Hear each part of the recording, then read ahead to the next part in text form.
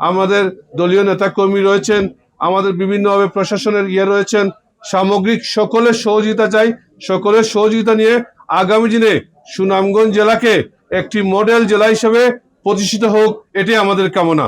গতকালকে মাননীয় প্রধানমন্ত্রী, বিএনপির চেয়ারম্যান জনাব তারেক রহমান সাহেব আমাকে জেলা পরিষদের প্রশাসক হিসেবে দায়িত্ব দিয়েছেন। গতকালকে আমি প্রশাসক হিসাবে দায়িত্ব পেয়েছি। আজকে আমি এখানে এসেছি, আনুষ্ঠানিকভাবে দায়িত্বভার গ্রহণ করলাম। পবিত্র রমজানে এভাবেই আপন হয়ে উঠুক সবাই, ইসপির আপন করা স্বাদে। ইসপি আপন করা স্বাদ। আমি আজকে আমার দেশের গণপ্রজাতন্ত্রী বাংলাদেশ সরকারের মাননীয় প্রধানমন্ত্রী জনাব তারেক রহমানের প্রতি কৃতজ্ঞতা জানাচ্ছি। উনি আমার প্রতি আস্থা রেখে আমাকে জেলা প্রশাসক, সুনামগঞ্জ জেলা প্রশাসকের দায়িত্ব অর্পণ করেছেন। এর জন্য ওনাকে আমি কৃতজ্ঞতা জানাচ্ছি। আমি আজকে সুনামগঞ্জবাসী যারা আছেন সকলের সহায়তা কামনা করছি। আগামী দিনে এই সুনামগঞ্জ জেলার প্রতিটি উপজেলায় আমাদের অনেক সমস্যা রয়েছে। এইসব সমস্যা চিহ্নিত করে জেলা পরিষদের মাধ্যমে যেসব উন্নয়ন কার্যক্রম পরিচালনা করা যায়, ইনশাআল্লাহ আমি আমার সর্বশক্তি দিয়ে, আমি আমার মেধা যোগ্যতা দিয়ে আমি যে এইসব কাজ করে আমি এই এলাকার উন্নয়নের কার্যক্রম ত্বরান্বিত করার চেষ্টা করব। আমি আগামী দিনে আমাদের মাননীয় প্রধানমন্ত্রী জনাব তারেক রহমানের এই সামগ্রিক উন্নয়নে আমি সার্বিক সহযোগিতা কামনা করছি। আশা করছি আমাদের মাননীয় প্রধানমন্ত্রী জনবান্ধব উন্নয়ন পছন্দ করেন।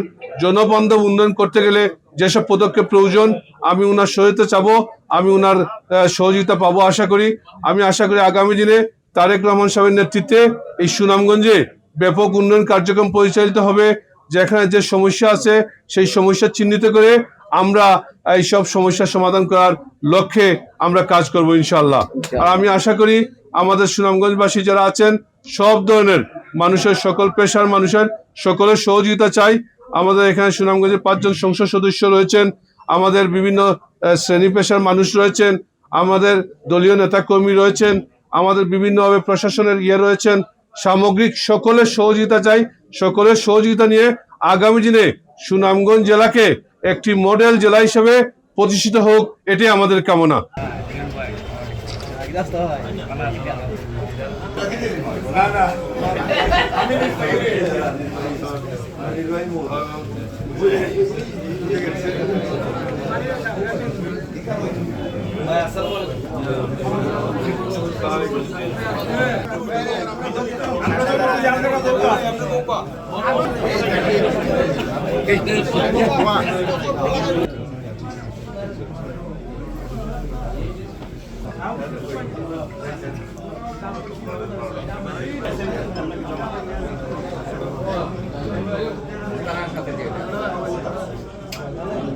আমরা